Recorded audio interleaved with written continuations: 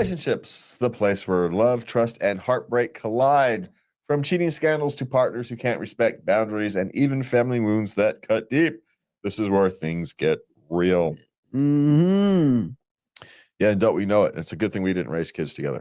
That's all I can say. Okay.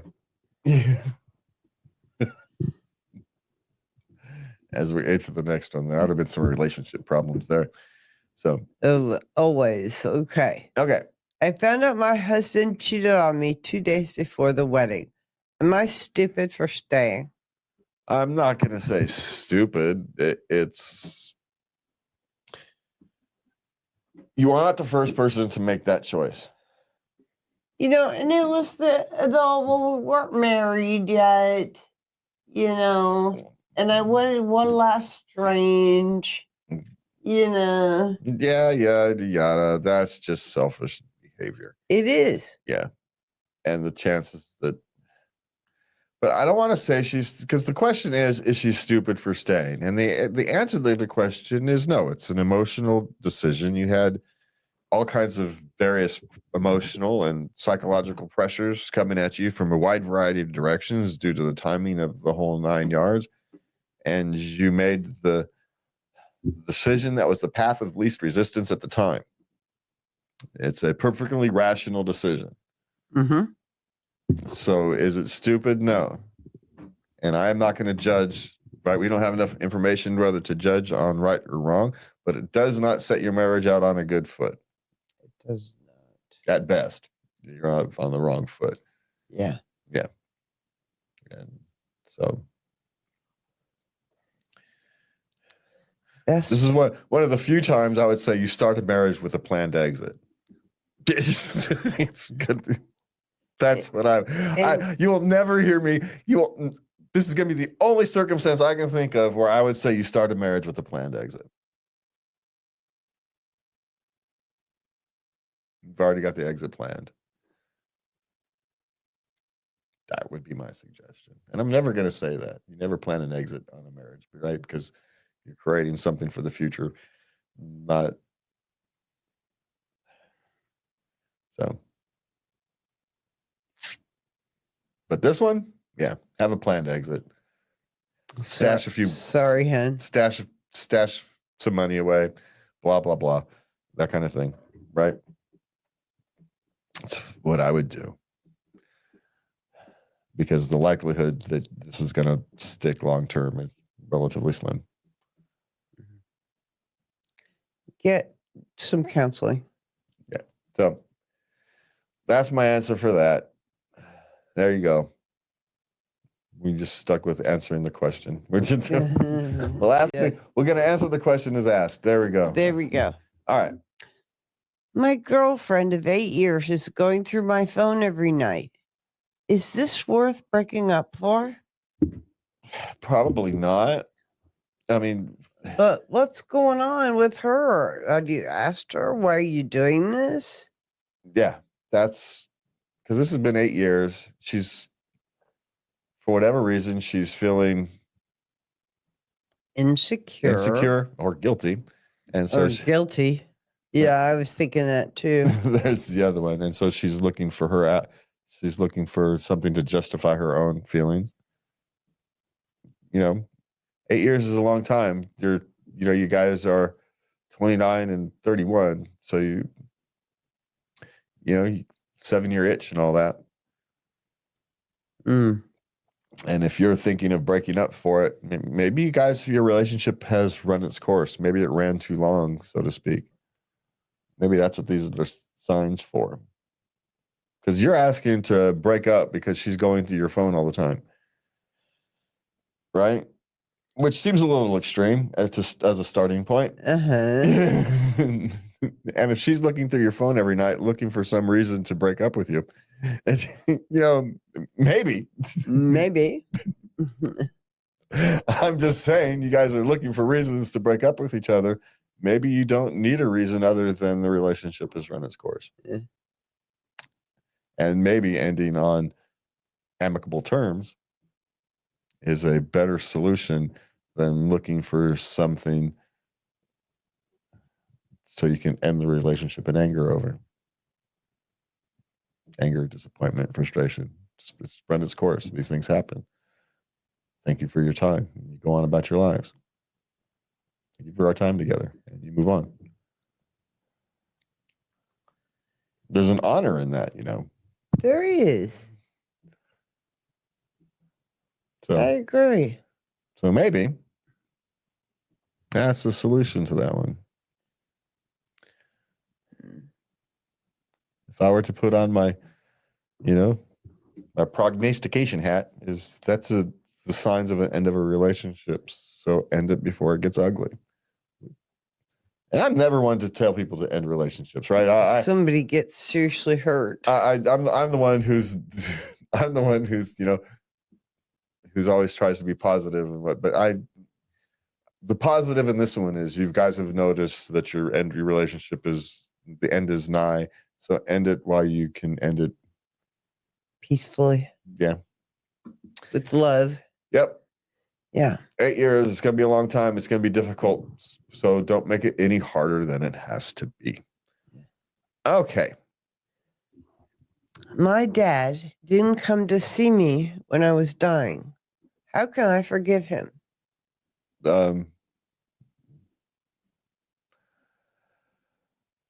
You do it the same way you forgive everybody else. You just assume they're doing the best they can. And what you do is you don't put expectations on them that they're not going to deliver on. For whatever reason, he can't do it. I had an unreliable father. And you just stop having expectations. And they talk big talk. And it's like, yeah, that'll be nice. Okay, see you then. Bye-bye. And they're not going to show up. And she also didn't say how, was it across country and he's a man of little means? And so. No. What did she say? Same city. Oh, so it just didn't bother. He just didn't bother, Well, you don't have to forgive him. Yeah. I mean, at this stage, the forgiving him isn't for him; it's for you. So you don't have to carry it around, right? That's the reason to forgive him. Make that clear. Yeah. You're not forgiving him for him. You're forgiving him for you. For you. It's so you don't have to carry the weight around. But this long-term solution is you no longer have any expectations that he's going to be anything more than the person who donated your genes. Your DNA kind of thing. Because he can't give any more than that. Yeah. For whatever reason, maybe he's got his own mental health challenges, right? And he deserves some sympathy from others.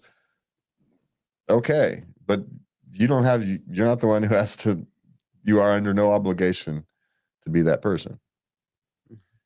Because these things are right. There's some kind of trauma or anxiety or depression or who knows whatever it is that's attached to his inability to connect to people, right? But that's not her problem. No. She doesn't have to forgive him for that. Other people can. Other people can be sympathetic and can help him work on himself. She is not obligated to. No. So. Yeah, and that's what happened with me. I opted out. Yeah. And I did for a long time. Decades, and then my father was diagnosed with cancer. And I did it for me because I didn't want to have any regrets. But I would call him once a week and we'd talk for about half an hour. And I could barely understand that man. He was wet drunk, It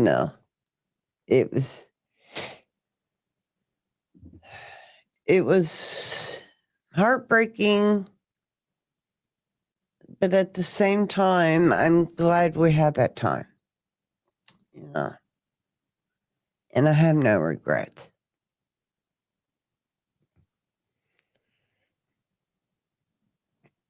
Yeah.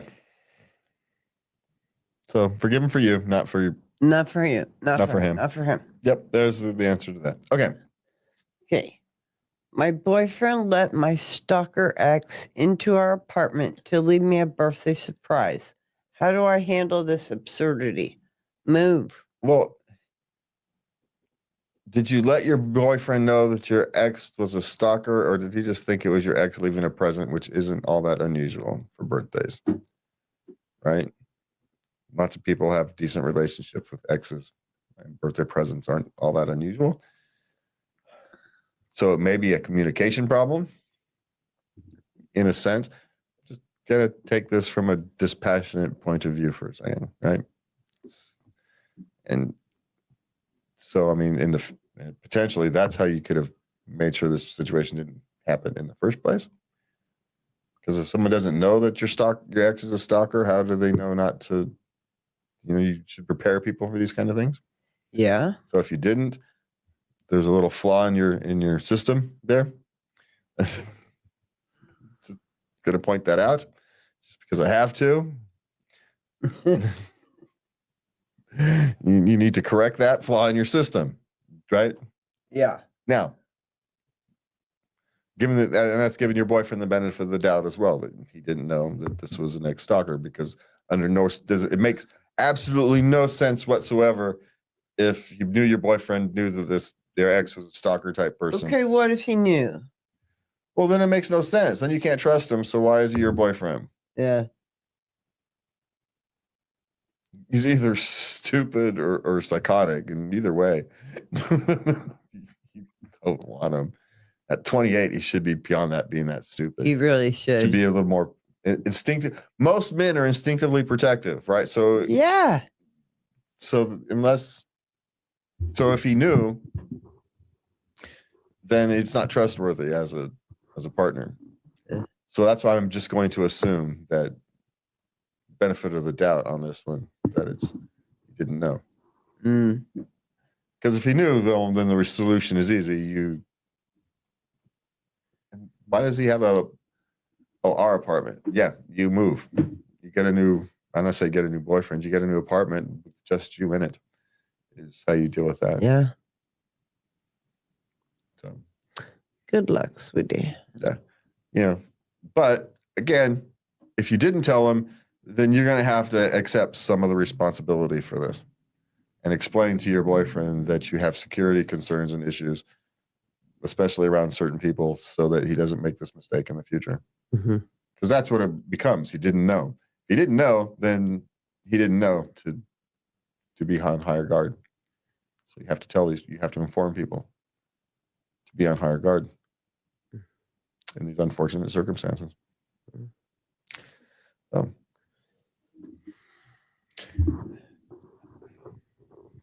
I suspect we had a lack of communication is fundamentally what this is about. And so you solve that problem.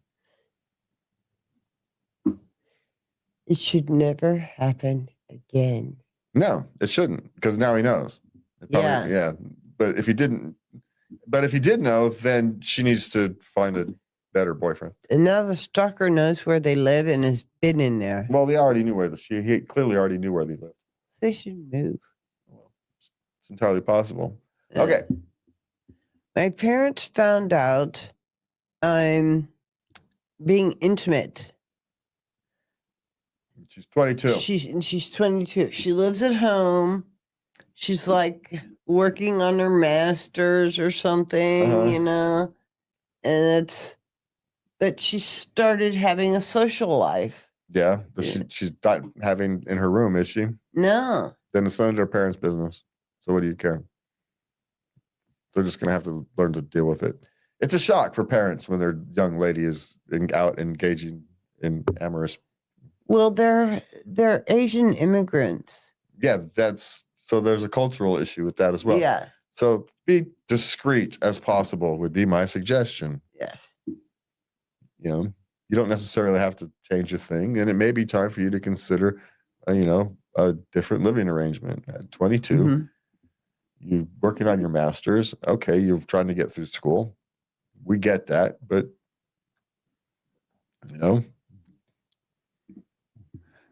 You maybe reach the point in your life where you need a bit more freedom than the immigrant culture can provide you. Shall we say?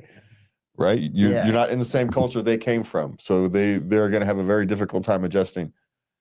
And we would like them to be able to adjust, but we have to be prepared for it to be a difficult journey. So be discreet is my suggestion, right? So that's all I got for you. Just try to be as discreet as possible. Very much so. Yeah, it will work out in the end. Yeah, and it may very well be time for you to go and spread your wings. Yeah. Okay. All right. My fiance says she doesn't watch porn, but she does, and follows porn stars with a body type that she says she doesn't like.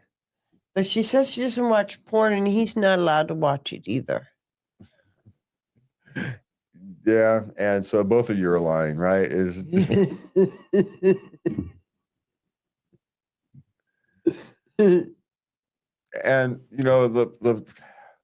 the body type you like in the bed next to you and the body type you like watching on your adult entertainment can be different.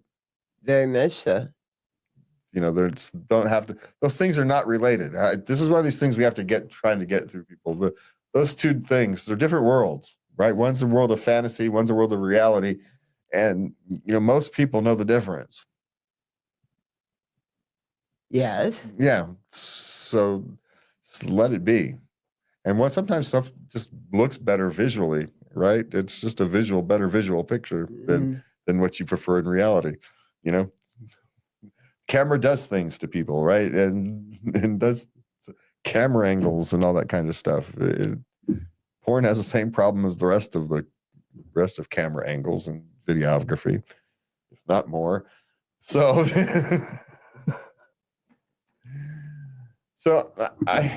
the problem, I get what his real problem is hypocrisy, but this is one of those times where you don't have to do anything but follow your natural instincts. But one, you shouldn't be telling what other people should, other people's own personal private recreational activities should be. That's kind of beyond the scope of, should be anyway, beyond the scope of relationship. It's control. It's kind of the definition of none of your business. It's not related to you. I understand why people can think it is, but it's not. So it's not. It can feel that way. It can feel that it is. Sure. But it's not. No. So I don't know. It depends how much you want to deal with the hypocrisy. How do you want to, is this a hill you want to die on, or do you just want to go off and, you both continue to do your thing in private? And it's one of those little, I don't want to quite, it's one of those unsaid things in relationships. Yeah. It can just let it be that. Just let it be. Yeah. Yeah. All right. What is our last question of the day? Okay. Does she likes rough jobs to be done? Yes. Yes. And she's wondering if that can hurt her somehow. Well, anytime you're doing anything like that, rough or not, there's always some risk. Yeah. That's true. And anytime you do anything rough, you're going to increase that risk. How much? Depends on a wide range of variables. Angles, length, girth, wetness. Speed. Wetness. Who knows? Right? Did you have a coughing fit that day? Who knows what issues might be. So we are not health professionals. So this is not a question to ask Reddit. This is a question. This really is to ask your doctor. to ask a medical professional, but we will say that all of these things, the farther you get from, shall we say, routine, the higher your risk is going to be, regardless of what it is. And so that's part of your calculations. Is it worth the theoretical risk? It probably would be. Even if you understood what the theoretical risk would be, my guess is she would engage in it anyway. Yeah. Because the risk is probably fairly low, Mm-hmm. And it's probably more bruising and kind of thing, and it'd heal itself in a couple of weeks and you'll be fine. But that's a question for a doctor, not people on the internet, not on Reddit, not on a podcast, unless it's a podcast with a doctor. So yeah.